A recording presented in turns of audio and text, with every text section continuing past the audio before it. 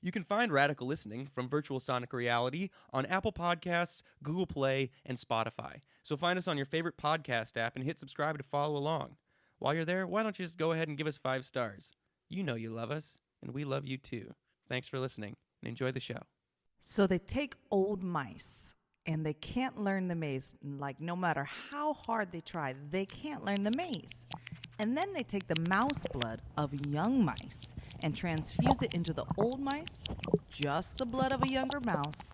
And the old mice are like, boom! They learn the maze in seconds. They're happy and dancing. They have the attitude and brain function of young mice. And it also works the other way.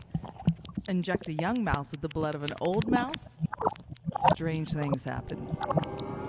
Brain function decreases, healing time slows, the lower cancer. Welcome to Radical Listening, the Portland podcast where we talk to local artists about their current projects. I'm your host, Phil Johnson. And I'm your co-host, Clifton Holtznagel. Today we sit down on the set of Mala by Melinda Lopez at Coho Theater with the show's star Julana Torres and the director Brian Shnipper. The show is open now and runs through September 28th at 7:30 Thursday through Saturday with 2 p.m. matinees on Sundays. What did you think about this episode? It was really interesting to see how connected they both were to the material. Yeah. Because that was what I was wondering about. It's such personal material, and doing a solo show, especially written by someone else, to try to connect to that experience is, I don't know, it sounds hard to me. And I've done solo shows kind of like that before where I didn't write them. And so you really are becoming someone else where the originator of the show was able to have the whole background. But they both had a lot of context for a lot of the issues that were brought up in the show, and that was really cool. I also was surprised by their relationship. I don't know, when you're talking to directors and actors and things, you never know what the relationship's like, but they seem very personal. Yeah, and to hear how the project came together and how it was very much like they were going to do this together was really cool because you know, you might not know who your actors are as a director or who your director is as an actor, and it can take time to build trust. But if you have the trust like that and to dive that deep in that kind of material, it requires that trust to be able to spend, 4 hours a day, 5 days a week, or 6 days a week, or whatever, to make this thing happen. That's some tough material. Thinking and talking about death over and over and over again. That's hard. It was super good. It was a great show. Yeah, it was. I enjoyed it a lot. Yeah, we talked about a lot of things. We talked about their process. We talked about the whiz, which was kind of We funny. did talk about the whiz. That was the undercurrent of all of our theater experience, it seems. We talked about Airbnb and just life in general. Yeah. Great conversation. It was really great to get to know them a little bit better and hear where they're coming from and who they are as people. Yeah. Here's Julana Torres and Brian Shnipper. All right, so we're here with Julana Torres and Brian Shnipper. We are talking to the director of Mala and Mala herself. I'm so excited to have you guys on. How are you guys doing? Wonderful, thank you. Thank you for having us. Yeah, it's been a long time. We've been, I think we planned this for about 2 weeks, something like that. That's how long we've been kind of trying to get you guys scheduled in. And we're on your set, which is really cool. I was saying earlier that the backdrop kind of reminds me of Ohio, and I'm from Ohio. We're both from Ohio, yeah. So I looked at that. It's got an Ohio vibe. It's got an Ohio vibe. It's funny, we were looking at it saying, okay, that's California, that's New Jersey. Yeah. We did. Puerto Rico's dangling over there. Yeah, exactly. And you can actually see it if you come see the show. That's right. Exactly. So if you know anything about Julana, you know that she loves long monologues. Coming from something like Evolve into a play like this, what was that process like? How were you able to make that switch into something much longer? And what was that? To be honest, I think Evolve prepared me to be able to take on something longer because Evolve was the longest monologue I've done to date, which was about 14 minutes at its longest. Mm-hmm.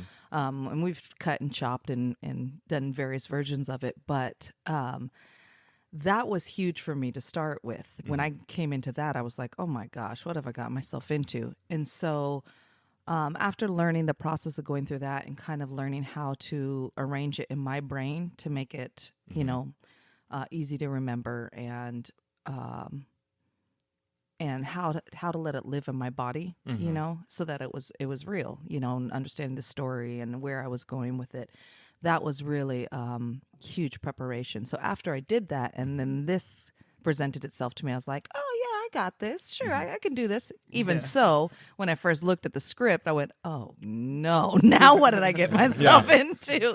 But I think that really, that was a huge attribute in being able to handle this. Do you have any special tricks for memorizing lines? I always like to ask people this because I'm always looking. I go back and forth. Like sometimes it's straight up like going over the same sentence over and over again. And then sometimes, because it's weird how sometimes one little phrase can just not stick. Yeah. But then like a full, paragraph I can ramble through and remember in seconds. And I think it's really just attaching it to yourself somehow, the story, like understanding what is the purpose of the story. I think that always really helps me if I, especially with a show like this where she's a storyteller and there's so much about it that's about her journey and her life and her experience. So when I think about the trajectory of the story and where it's going, then that makes it easier. And then later I kind of fill in the little words that maybe I'm ad-libbing or switching around. Sure, yeah. So from your point of view, what's the approach? So how do you prepare your actor for a long monologue, essentially? It's, it was funny when Philip first asked me how I would handle rehearsals. I said, a lot of the time when we're dealing with a larger cast, it's so much about blocking and, sort of sculpting the piece, which of course you're sculpting the emotional life of the piece, but it's a much more organic process when you're dealing with a one-person show, because even with rehearsals, when you're talking about if we had 4-hour rehearsals a day, because this contract will only allow us 4 hours per day, that's a lot to ask an actor to do, to be emotionally available to go through the process solely for 4 hours. And there were times when you just knew that she was gone, she was spent. And of course with a piece like this, it's understandable because she's going through emotions that are that swing left to right and up and down and all over the place. So you have to sort of be aware of how your actor is feeling at that moment in time, and allow her to find, sort of guide her in a way that she finds it herself, or help her to find it. So it's and certainly with this, when there's not, of course there's blocking, but it isn't the kind of blocking you're normally used to. It was a more, again, organic process of saying, how do you feel now? Now let's move here, or Yeah, he was really good at saying, you know what? I think you're done for right now. Let's switch gears, because it's obvious mentally. I didn't expect it to be so difficult, especially in those first few days when we're just kind of reading through, and it wasn't even having to be off book yet.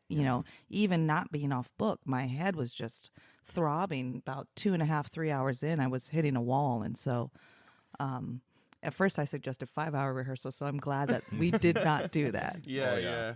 I can understand that. So what were the moments where you drew from like specific life events or experiences? Did you have any moments like that? Oh yeah, there's quite a few within the show. When I was 19, I moved to Puerto Rico to take care of my grandmother, who was on her last months. At the time, we didn't realize it was her last months, but we knew she wasn't well. And so there was many times, actually, the reason I came back was because she was so adamant about me not helping her and not being there. And it really put this huge divide in our relationship. And it was really hard to deal with because she kept pushing me away. If I had known better then, I would have pushed harder. But, I was 19 and I just thought, okay, well, she doesn't want me here.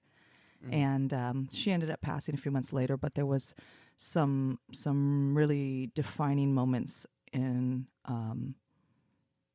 helping her and her being helpless, that there were very specific 2 things in the show that I was like, whoa, I lived this. I've been through this. And my other grandmother had gone into hospice and I was taking care of her.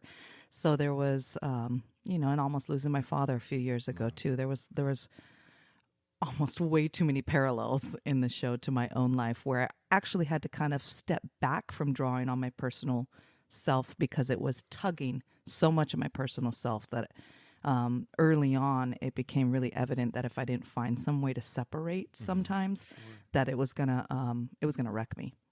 So when my grandmother was in the bathroom and she was screaming, that happens in the show when she talks about her mother screaming like an animal in a trap. I went through that exact same thing with my grandmother, listening to her, so I can hear her voice in my head when I'm doing the show. I can, I can go through that. And when the father's passing, some of the direction Brian had given me, because at first I kind of was in a different headspace, and later he gave me some different direction about, the denial in that moment of like, this isn't happening. And luckily my father pulled through, but I remember that moment of going like on my way, driving to the hospital and going, no, this is not, no, I'm not ready.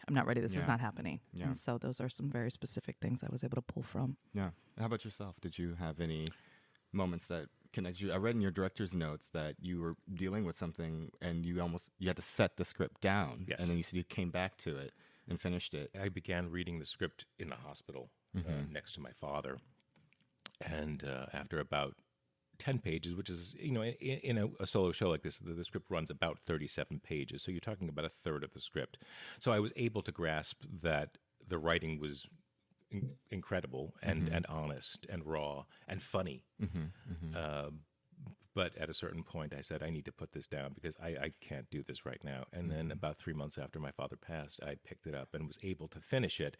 And even then, I probably shouldn't have, but I knew I wanted to submit something that was a small cast to Coho. And I knew that I was going to respond to it in a way that was very personal. Yeah. So I got through it.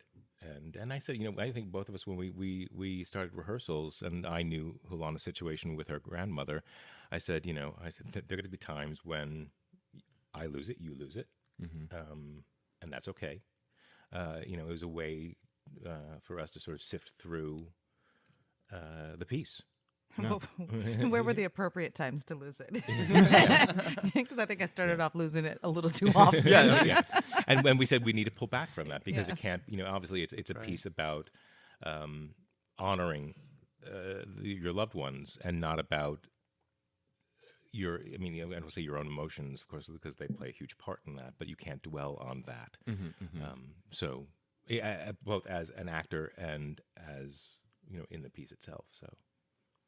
So you said that this is kind of your second opportunity to carry a show or carry an extended monologue.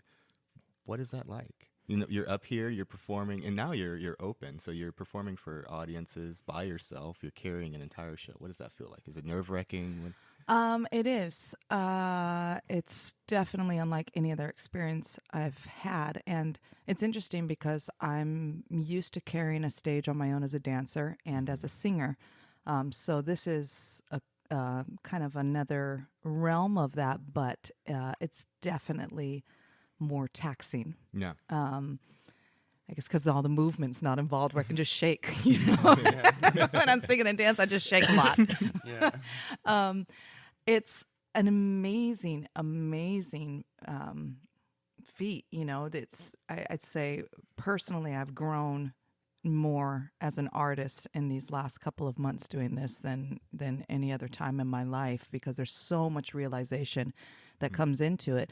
And, all in all, it's very empowering, of course, because it's just me, which is a huge pressure, of course. It's a large responsibility to be able to make sure that I'm taking the audience on the journey that is expected of the playwright, number one, and also what they need, because there's different needs every night too. And I've noticed that just in kind of the last few shows that the pace and even some of the delivery of the lines and the humor and the moments that need to last longer or need to be smaller. I think it's making me a lot more intuitive as an artist.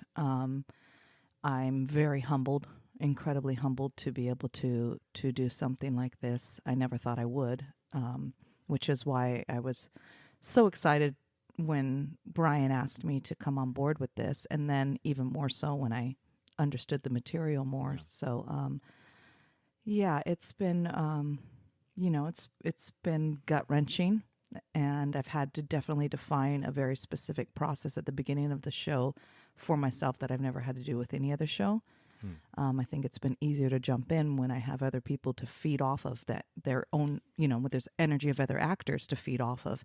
And now it's just me. So I think I've had to take a lot more time at the beginning of shows to center myself and feel in a nice state of mind. And I'm still refining my after show process. That I haven't refined yet, because coming down off of it also has been difficult, to say the least, and trying to figure out what that looks like so that I can go home and not take it out on my kids.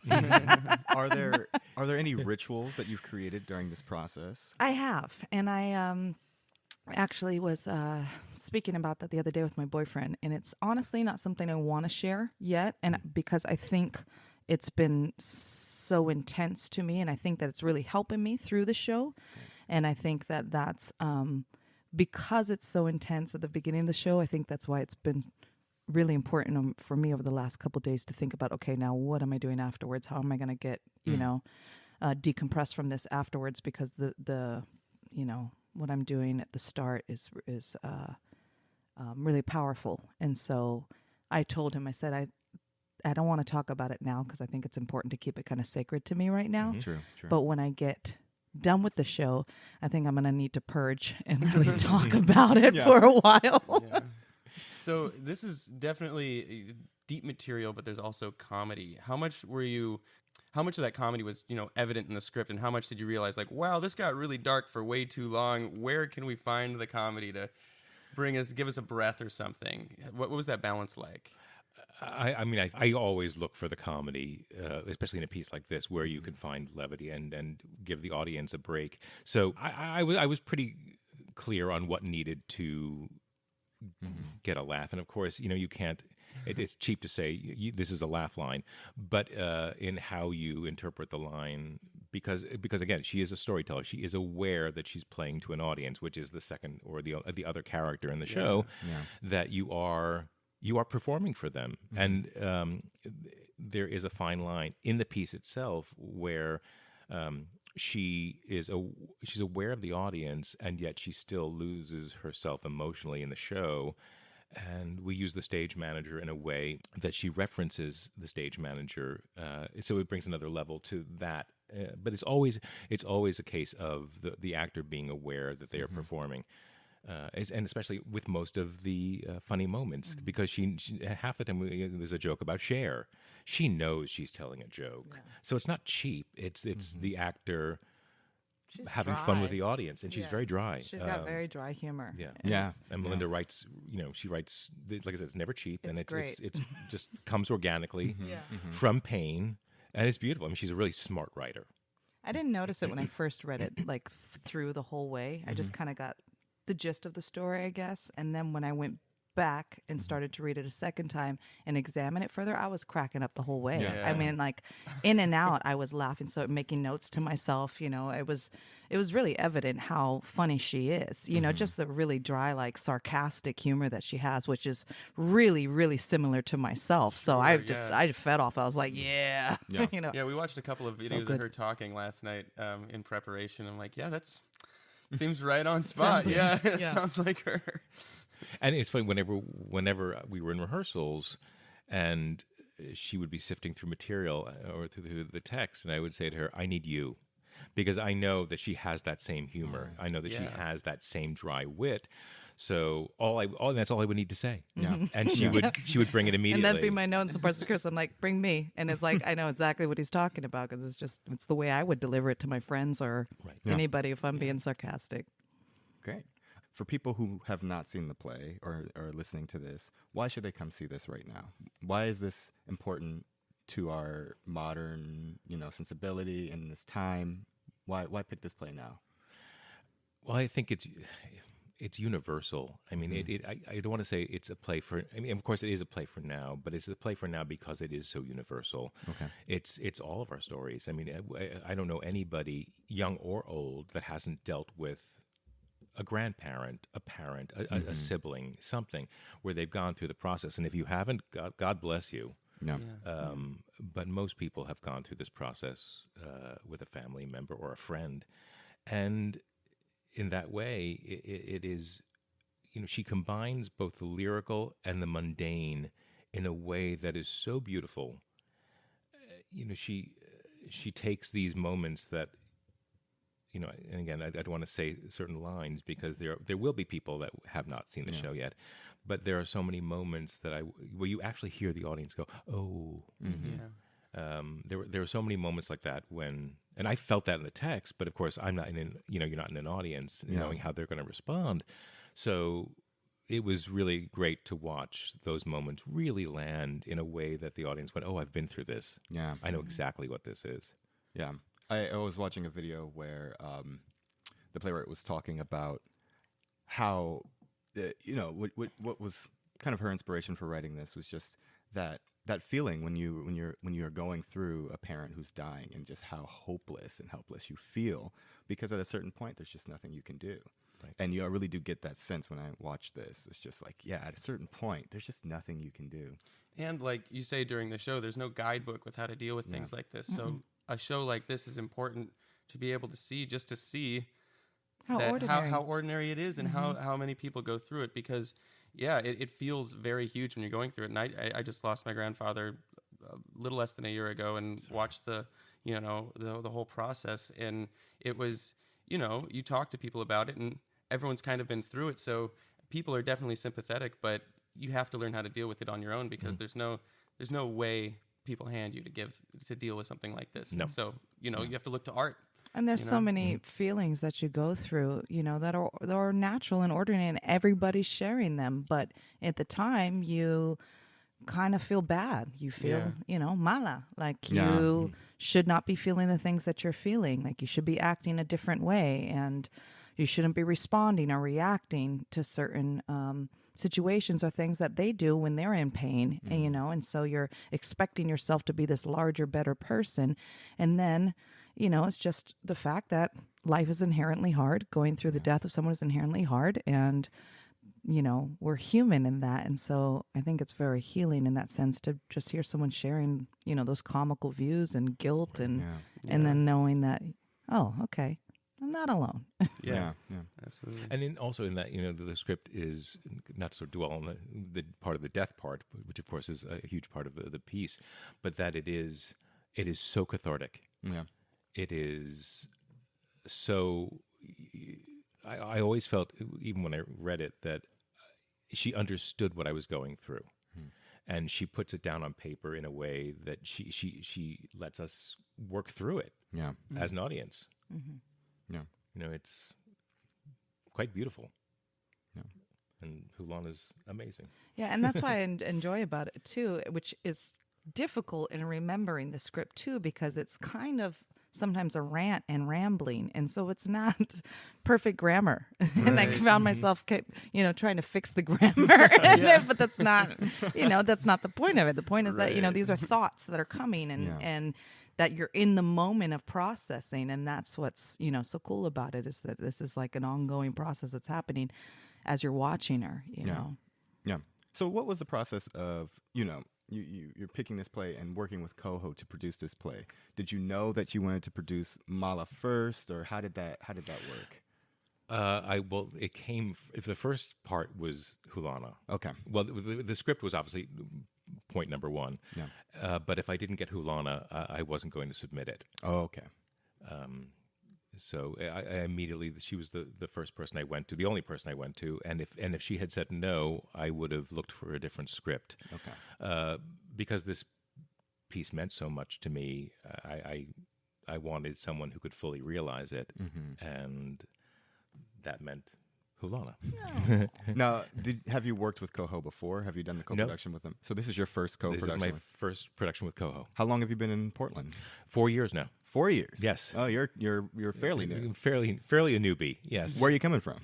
Originally New Jersey, right outside New York in Bergen County. And then I moved to Los Angeles and was there for 11 years. And then we moved here. Okay, great. Yes. Are you, Julana, are you from Portland? I don't think I've ever asked you this. I was raised in Portland. I was born in LA, but we came here when I was very young. So I'm essentially a Portland native. Okay. Come and gone several times, but this is home. Yeah, you identify as a Portland native. Okay. Absolutely. Were you guys involved in theater at a young age, or when did you make the transition into theater?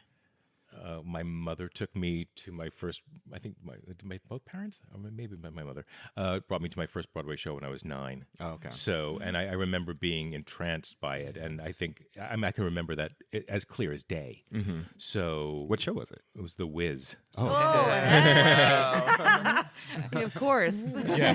That's amazing. And I remember thinking that the Yellow Brick Road could be men in brick overcoats and yellow pants and yellow afros, and a tornado could be a dancer in a blue leotard with an eye on her chest. And I thought, that's amazing. I thought that kind of imagination, and I can still remember those moments as clear as day. Like that The Wiz, I think, is one of the first shows I can remember seeing. Really? Yeah, I remember I went to the community theater in Cleveland. My mom took me there. I remember riding in the stroller, and yeah, we saw The Wiz. Yeah. Absolutely. I remember my mother choreographing it at a Oh, young age. wow. Yeah, she put her Yellow Brick Road in yellow platform heels and bell bottoms. Gotta And love it.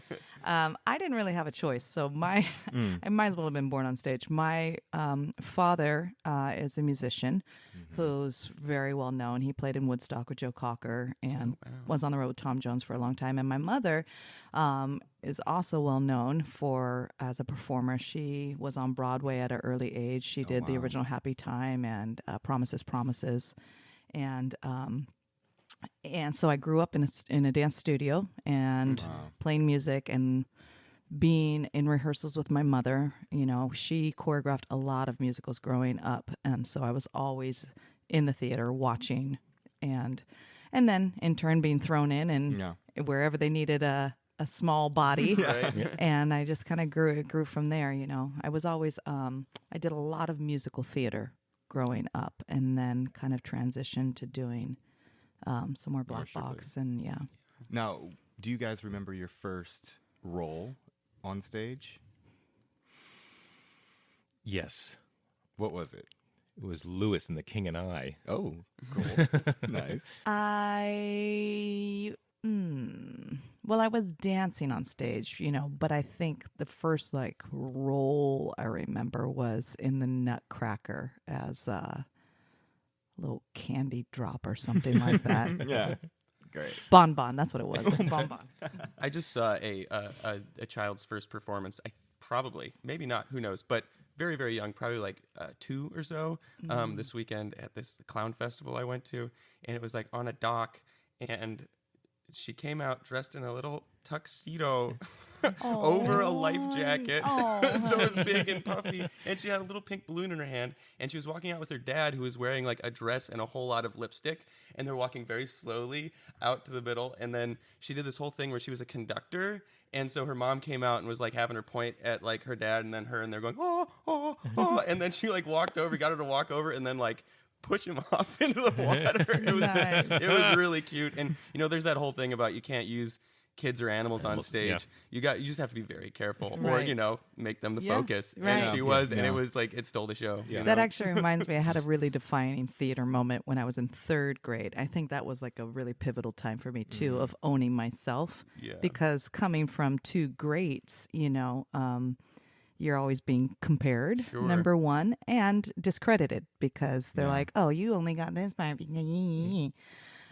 But I remember my 3rd grade class did Pinocchio, and I was just in my heart, I knew I wanted to be Pinocchio, and they ended up casting me as Pinocchio, and so I carried the show. Look and at you. then I was 9 years old, and then I remember they did this whole red carpet rollout for me that I got to walk the high diddly dee down, and so Cross-gender casting, even back then. right? Yeah. Good for them. Breakthrough. Yeah, it's like they were ahead of it. That's great. What would you consider your aesthetic as a director or as a performer? Go first. Go ahead. I guess the first thing that popped into my head when you said that was natural. It was just the word that came into my mind. I think partially from having grown up amongst it, it's just really second nature to me. Not to say that I don't have to work hard, for it, but I'm comfortable on a stage. And I think that shows to people, especially like when I'm singing or dancing. I have complete abandonment. I have no, I have no qualms with making fun of myself or falling flat on my face or, being embarrassed or being vulnerable. It's just, I'm completely open to that space. And I think that that really helps people to feel connected to me in that experience. So I think that's one of the my traits that I can bring. I would say I like working on new work. And certainly as a director or an actor, you certainly get pigeonholed. So, for a long time, I was the person who did either the new work or the smaller cast off-Broadway kind of play. But in terms of how I work, I think the older I get, the more I use the term gray area. Because when you're young, especially as a young director, you see it as, not that it's black and white, but you see a very distinct way of getting somewhere. And sometimes you have to say that, no, it's the gray area that's more beautiful. It's the gray area where you find the emotional life of a character. We would discuss this sometimes where we'd be trying to work through something, and she wouldn't be getting, because I would say, let's try this. And then I said to her at one point, for a couple of times, I said, just whatever we're working on, if it's not working for you, just drop it and find where the truth is for you.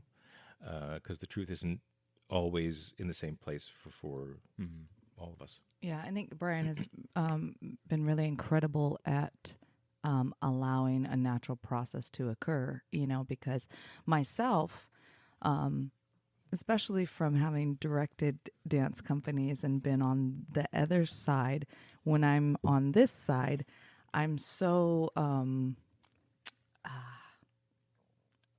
I guess, want to please, for lack of it, where I'm like, what do you want from me? And, and I really try to do what I can to take the direction to get to the vision that the director has, and he was great at saying, I see you doing that, but forget what I said. Just do what comes natural, because it doesn't seem like it's working. And then I'm like, no, but what do you want? I want to do what you want. He's like, I want you to forget it. So he's great I think he's very intuitive, and he's great at seeing the need and understanding when it's time to let go. And it's been a really beautiful process. Yeah, it really has. It almost sounds like, there's this kind of therapeutic element to the entire process. Obviously, this play is very deep, but even the way you describe the way you work and the way that you guys were working together, it almost seems like there's kind of a therapy element to it. We're working through these, our lives through this play. Yeah. There's a lot of shared experiences, and then, we come up on things that remind of us something, and then pretty soon we're off on tangents, and then we're like, okay, we better get back to rehearsal. But, it is. It's definitely therapeutic. I think all of us, and including Micah, the stage manager, are able to, because it was just the three of us really working pretty close-knit the last couple months. So I think all of us have been able to find our way through certain stories in our lives and how it relates, and the funny moments of it too, of course, finding the humor in those things. Do you feel like through processing with this play, do you feel like you've worked your way through things, or do you think you might have kept yourself in certain emotional states and that you might not have stayed in otherwise? I've always wondered about that with super personal material, because I've felt that before too. Sometimes when I'm doing something that's very personal, I feel like, wow, I did get through that, and like a month later, I'm on the other side of something, or at least have a new perspective. But sometimes I almost feel like I just keep dragging myself through the same things over and over again. I think there's some new, fresh wounds that have opened that I didn't realize were there, that maybe I hadn't completely processed through. So Yeah, we'll see what happens. It's still got a few weeks left. Just open, so. As long as you got plenty of fresh movies, Yeah, I you'll know. be fine. Everybody can come watch me bleed. You can go dry after the last performance. Until then, Till then, keep ripping your heart out. yeah.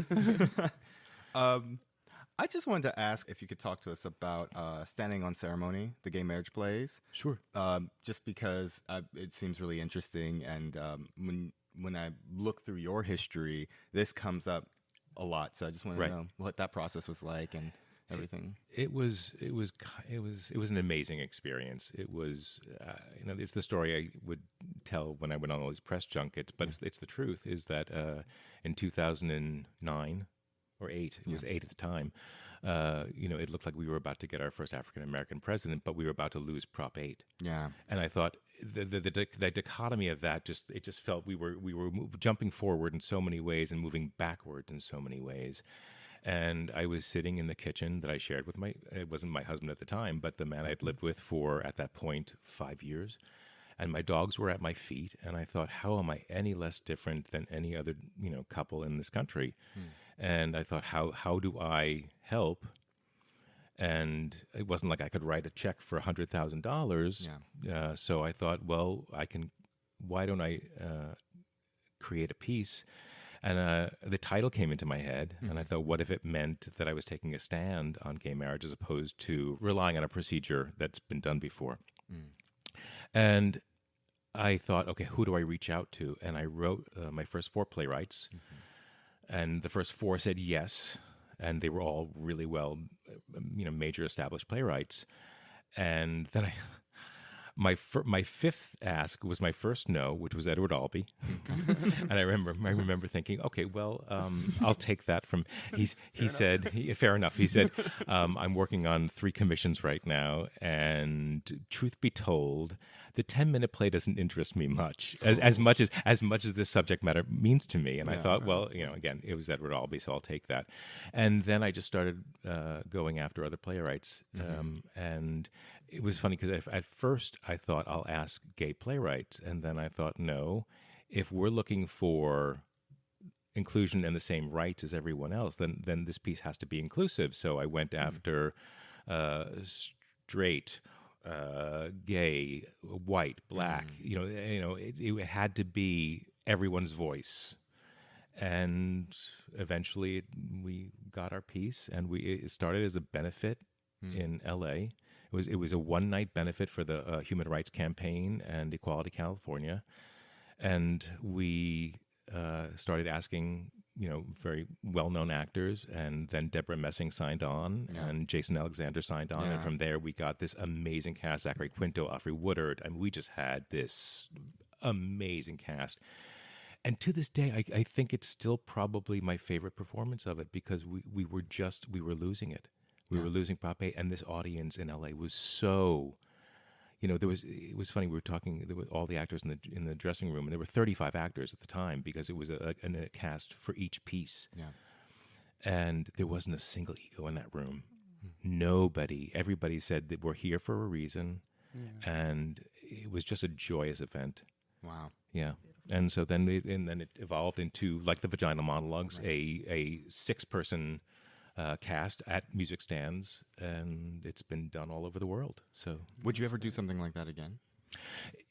We were discussing, when we originally did it, we were discussing that it would be an evolving piece, that it would grow to be pieces that involved gay divorce and gay children, the adoption of children, or having children, and that never happened. And then Prop 8 became the law of the land, and it just, as much as we loved the piece, and I would love for it to go. I mean, it's actually being done again, I think next month somewhere. It always had a shelf life, and thank God it had a shelf life, because you didn't want this to have to be the trumpet call, because we didn't have our rights. So it was great that it finally. It was part of the movement. It was part of the movement. Yeah. Well, it's crazy, because now we kind of exist in another time. 2008 is almost a long time ago now, and we now exist in a time where other people's rights are infringed upon in different ways. For instance, choice is a big conversation right now. I don't know how many states are pulling back on that, and like you almost could revisit the same idea, but with focusing on a different group or something like that. I guess in some ways that's kind of what you're doing with Cop Out and the work that you're doing with Kevin. Yeah, absolutely. Yeah. It's a very good format for activism. Yes. These small, short plays or one-person things that are, it's just, Yeah. Great. Hey, guys, I just wanted to take a second to talk about our show sponsors. Coho is a theater that's located in Northwest Portland, and their mission is to broaden perspectives and cultivate empathy through vibrant and intimate productions. If you're looking to get involved with Coho or interested in seeing a show, you can check them out at 2257 Northwest Raleigh Street in Portland, Oregon, or you can look at their website, which is cohoproductions.org. Our other show sponsor is virtualsonicreality.com, which is a production company that specializes in recording and audio format entertainment, such as podcasts and audio dramas. Feel free to visit the website at virtualsonicreality.com. And now back to the show. Yeah, let's move on to headlines. Everyone's favorite part of the show. Everybody's favorite part of the I'm show. nervous. You're nervous about this part? The news. I almost can't watch not the that bad. news. Oh, Yeah, no. that's easy. It's not. Don't worry. We only talked about your personal process. And, Yeah, that's easy. But not the news. I don't want to talk Seriously. about the headlines. okay, I got one. Yeah. Here we go. Hasbro has released some new Monopoly games. I don't know if you've heard about this. They have released Miss Monopoly, where instead of investing in properties, you invest in inventions and innovations made by women. And that's a USA Today article. And you also get, if you're a woman, you get $40 more Yep. than everyone else when you go around When the you board. pass go. Is Yeah. that true? Yes. Oh my God, that's Oh hilarious. my gosh, that is funny. So, well, I mean, is this a buy? Should we get this? Are we playing Miss Monopoly? I don't know. I'm playing Pikachu Monopoly at home right now, Oh, so are you? it's like I don't know. I don't think I need another version of Yeah. Monopoly. Fair I enough. appreciate the sentiment. That's Now, what's Pikachu Monopoly? So it has all of the what are they called? The Pokemon? or Pokemon. That's right. I'm sorry, Yeah. not Pikachu. I get it mixed up. Well, My Pikachu son is a goes back Pokemon. between Teletubby. Dragon Ball Z, Pikachu, Yeah. Pokemon, all these creatures that I'm supposed to remember their traits. I get quizzed on it by my son. Pokemon, that's right. So it's Yeah. Pokemon Monopoly. Well, that's great. Yeah. So Are there any changes to the rules, or what do you get when you pass go? you get Pokemon Cash. The only Pokemon thing that's Cash. really different is that it's just all of the the investments and the places are fire or whatever they are. Oh, the different elements. Uh, You get the the 4 different elements. elements. Thank you. Yeah, I'd totally. like to say that I was paying better attention. No, it's okay. So, Pokemon's been around for so a while. I don't think I need another Monopoly game. Yeah, but fair enough. So that's a no from you. Yeah. In terms of, I mean, is this something we should be interested in? I mean, Monopoly. Hasbro's obviously trying to reinvent themselves. right. And you do know that Monopoly often creates some pretty tense situations in households. Yes. Yeah, I don't know. I Oh, played a well, lot of Monopoly and absolutely. experienced a lot of anger. did they do Life also? Are they The Game of Life produce is brutal. The Game of Life? I think is that so. Hasbro? That's a good question, actually. Because I think they should redo that one. Yeah. That would be Actually, a they good- have a version with debit cards. I have that one where it's like Oh, a you new. actually have an Oh, really? electric, like it's a magnetic thing? debit Yeah. card, and it's kind of fun. But I'd like to see new world situations Yeah. arise in that life More game. optimism, maybe, Yeah. about how we can live our lives. Right? Personally, I hate Monopoly because it lasts way too long. Way too Yeah, long. it is a very long game. It's sitting on the table for. We have to take pictures to make sure nobody's Yeah. walking by cheating in the house. I think the like how last- much money you have. I think the last time I played Monopoly was with you, Phil, when we were in college with Matt Van Slyke. Oh, yeah. And that game lasted far too long, and we did get a little heated. Yeah, and I don't even. How do you win Monopoly? You take everyone Else's else's money. everything. Yes, you you- win by you having wipe them out. everything. It seems like a bad. So I would be curious about then the young, well, these days it's hard to say, the young kids playing along. Like what is the overall message at the table? What is the conversation? Because I understand the premise of it, the empowerment of it, but then what is the overall conversation at the table too? Like how are other people supposed to feel? Or You know, boys supposed to feel too. Like, what is their role in that as children? Like, what? I just kind of, who's facilitating the conversation during the game, I guess, is what I wonder. Or is it just the visual and maybe that's what sticks in their minds? I always kind of just wonder what's the goal here? Yeah. And it's also hard because in our times right now, which is so politically correct, you're thinking, have we gone too far? Yeah. People, of course, you're not supposed to say that. Yeah. No, it's not the popular view, but I'm with you. It's like sometimes it's like how, we live in an environment now where it's if you don't always agree with what is being said, then you're labeled something. Right. You're condemned or you're labeled, and it's a really dangerous environment. And you get cast out. You get cast out, and that's, it's happening to kids. It's happening to adults, just for stating their own views. It's like, well, we're open to your views, but if you state a view different than mine, then right. Or the herds. Yeah, exactly. And it's a scary, tricky environment right now. I also wonder what So yes, I love the Monopoly game. I think it's a great idea. I'm going to buy it for my house. Great. All right, you're playing along. Great. So here we go. Portland officials say Airbnb hosted too many people. Homeowners say the problem was racism. And this is Willamette Week. So, yeah, I don't know. Airbnb is a tricky thing already because, with the gig economy and, people just trying to make money in every way possible. But apparently Portland is saying that there's some Airbnbs that are putting too many people in them. And the homeowners are saying that, hey, you're only saying that because we are people of color. It's people of color that are renting their rooms out. Yeah. Oh, really? Yeah, the homeowners. It's interesting. Yeah, I don't know. There's a really interesting racial dynamic in Portland. I'm confused. Okay, so at first I was like, I didn't quite... we can unpack it. So the home. Yeah, back this up for me. Who's being racist? Who's being racist? Portland. Oh, Portland. Per usual. White Portland being racist? See, That's a headline. Whoever came up with and Willamette Week too. They'll be the one to break that. I thought the real issue was that there were people buying houses in Portland just to rent them out for Airbnb. That's also true. And that was displacing people of color, and that was the issue. That was at least one of the issues that has to do with racism and Airbnb. But we can talk about that. But if this is a new development, I'm just trying to understand it as well. I think, as an example, I think what this article is talking about is a situation in which, let's just say you're renting an Airbnb, and let's just say you're a person of color. If you were doing it in Portland, their Portland officials, police officers, are cracking down on the Airbnbs that seem to be renting out to too many people at one time. And the way I look at this is that there's probably some noise violations or, nosy neighbors who are, peeking through windows and saying, hey, I saw 10 people in that Airbnb the other night. So 10 people of color. Yes. Right. Is what they're saying. Yes, exactly.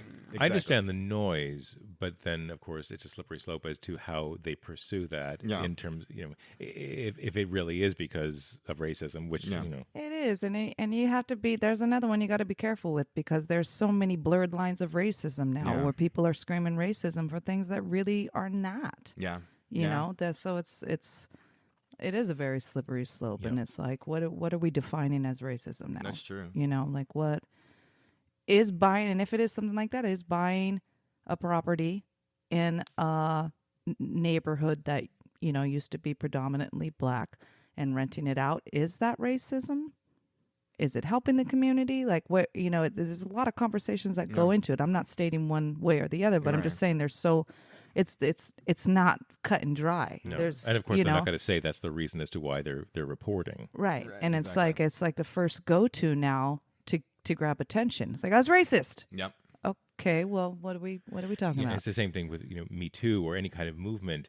You have to be careful that that's the reason why you're actually pursuing either suing someone or going after exactly you're criminal charges, shouting it out to get attention, and then really not having a basis for it. There was one I forget who it was, but I remember this was right after Harvey Weinstein was convicted, but he was arrested, and there was a woman who she was sitting at a press table with a fur, like almost like a Russian fur hat, false eyelashes, makeup. I mean, she must have hired a personal stylist. And you're thinking, you're not doing your cause any good by doing this, because there are so many women that it's their truth. And and of course you again, politically correct, you can't say that, but I thought you're not doing anybody,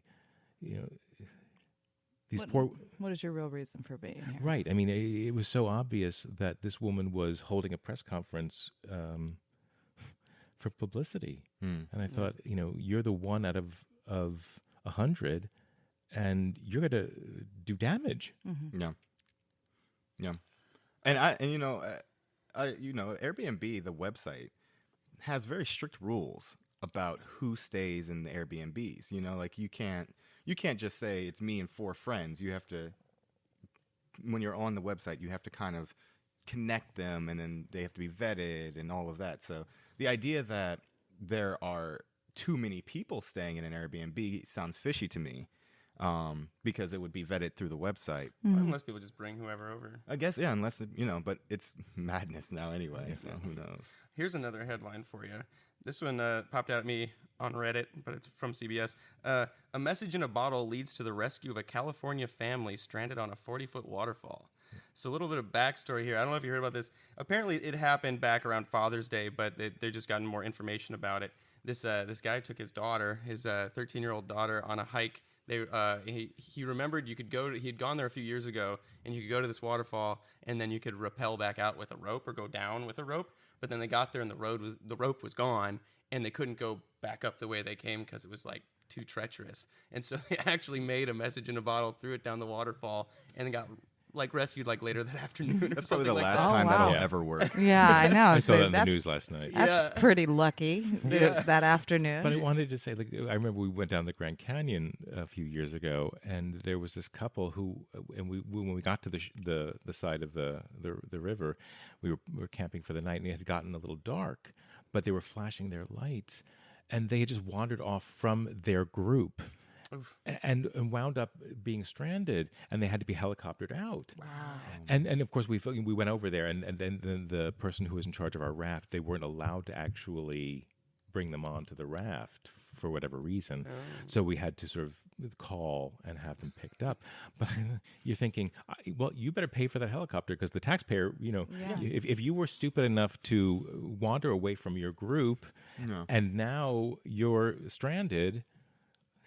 Right. Yeah. There was a message in the bottle found the other day, too, from a guy whose son had passed, and he put his ashes in the bottle with a note written by the man. The man was 39 years old. He passed away. His daughter wrote a note to her dad, or to whoever found the bottle, and I think it was the father or the mother, one of the two, wrote a letter that said, "My son wanted to go on one last adventure."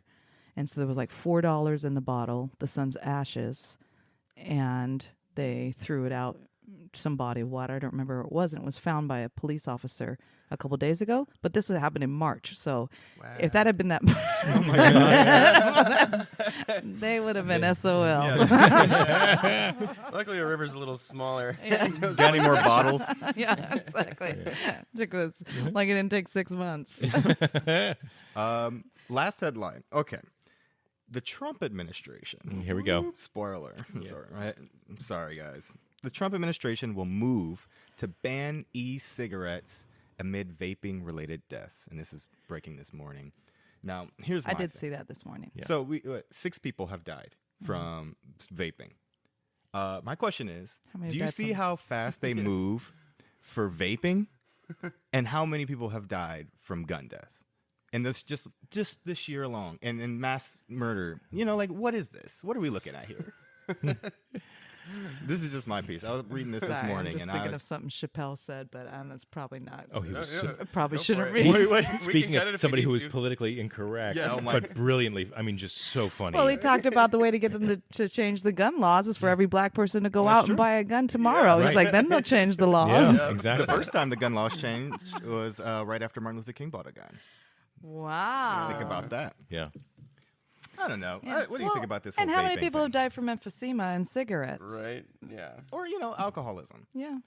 But we get 6 people, and that's enough. Right. Let's change the law. Well, he's doing his part. He's out here. That's our president. Well, and you just realize how much the government is in the hand or in the pockets of the NRA. Oh yeah. Oh, so much. And you would think that the tobacco lobby would step up. They probably are, and they're probably like, get vaping out of here so we can keep selling cigarettes. Yeah, 'Cause all these kids, I'm they're sure. getting all these kids onto vaping way young, which is a whole different thing. And then, but kids and like teenagers and stuff don't smoke cigarettes like I was smoking cigarettes when I was in high school. You know what I mean? Like, because they kind of You think didn't they have think to it's show gross. ID. Yeah. Right. Well. I actually just ran into the guy that used to sell me cigarettes when I was like 15. Yeah. Oh, wow. That dude still runs the corner store where I live. Yeah. Well, he doesn't run the corner store anymore. Now he's got an appliance store on the other side of town. So I haven't seen him in 25 years. Sure. And I walked into the appliance store and he's like, I know you. And I was like, what? Oh my gosh. He's like, I used to sell cigarettes to you. I was like, oh, nice. He's like, you still look the same. Oh my gosh. We like him. I said, I was underage. He said, yeah, I know. Back then, Yeah. Pretty cool. It was the 80s. It was, yeah, exactly. That's always the excuse. Yeah. Exactly. Let's do some plugs.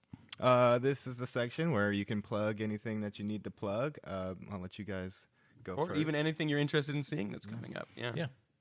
I know I want to go see The Wolves. Oh yeah. Oh, yeah. I haven't even read it. That's a play that I've been putting off reading because I wanted to see a production. So I'm looking forward to seeing The Wolves. It's Portland Playhouse, right? Yeah. Portland Playhouse. Once at Broadway Rose. 1984 at Artist Rep. Oh, yeah. There's a Once few in things I want to see. 1984. Yeah. Great. Yeah. I have a few projects coming up. I'm choreographing, which is neat. I actually really kind of started off my career as a choreographer and teacher, and I haven't really choreographed in quite a few years. I took a huge step back because of my body, and this year just all of a sudden I'm getting calls left and right. So I'll be doing a couple shows choreographing, one for OCT and a couple other things, and then I'll be in a show with Third Rail next spring also. So I'm excited about cool. that. That'll be my first time working with Third Rail. Which show is that? Mary Jane. Oh, cool. Great. Well, I just want to plug you guys before I don't get a chance to. Yeah, so remember, come see Mala, and you can see this wonderful show. They're running through September 28th, Thursday through Sunday. Yeah, 7:30. Mhm. Great. Yeah, that's at Coho. So come out and check that out. Matinees at 2. Matinee Matinees at 2 on 2. Sundays. Great. Yeah. 2 on Sundays. Great.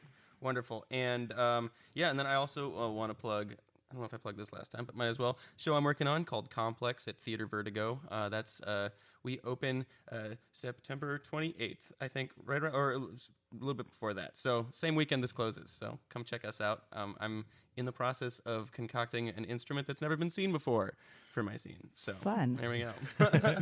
And that's a new play, right? That's the first time it's being done. It's the premiere. I think it is the first time that they're doing this one. The playwright Dominic, he went to Reed College, and he's written a few plays, and they're also producing one of his plays, which I'm also in here at Coho in the spring. So Found Dog Ribbon Dance. Yeah, Fun. Nice. I will come see that. it's a lot of fun. I'm going to plug Mother Come Home, which is a reading that's going to open up October 5th right here at Coho Theater. I will be in this reading, so Great. if you want to see me on stage, that's your opportunity. They're rare.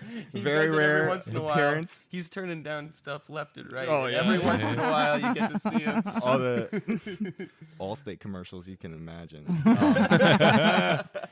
And yeah, I just want to thank you guys so much for coming and doing this with us. Thank you for having us. Really appreciate absolutely. It's it. been so fun. Thank you so much. And we'll see you next time. All right. Yeah. Thank you. Thank you for listening to this episode of Radical Listening. If you have questions or would like to reach out, feel free to reach out to our email, which is radicallisteningpodcast@gmail.com, or visit the Coho Theater website for more information. And thanks for listening.